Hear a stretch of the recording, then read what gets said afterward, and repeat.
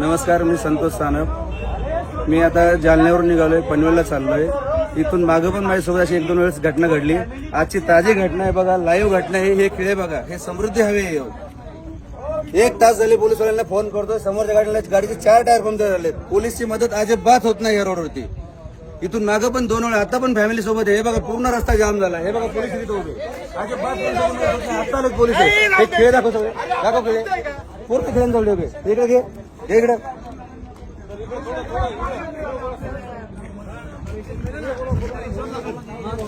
भाऊ, इथून मागून माझ्यासोबत अशा घटना 2 वेळा झाल्यात. तेव्हा पण मी पोलिसांना फोन केला, अजिबात पोलिसांची मदत होत नाही. मी आता जालन्यावरून निघाले, मला पनवेलला जायचंय. हा बघा रस्ता, म्हणजे हजारो खेळ ठोके, हजारो एवढे खेळ ठोकासवर चाललंय काय? अर्धा रस्ता बंद करून जर चोर खेळ ठोकतात, पोलीस करतात काय? रोडवाले कॉन्ट्रॅक्ट करतो काय? काय सुविधा आहे रोडला? कशाला हा रोड बनलाय? हा समृद्धी एका लोकांचा जीव घ्या रोड बनलाय, तेच समजत नाही. व्हिडिओ व्हायरल करा हे आणि हे दाखवा या पोलिसवाल्यांना. अजिबात पोलिसांची मदत होत नाही या रोडला.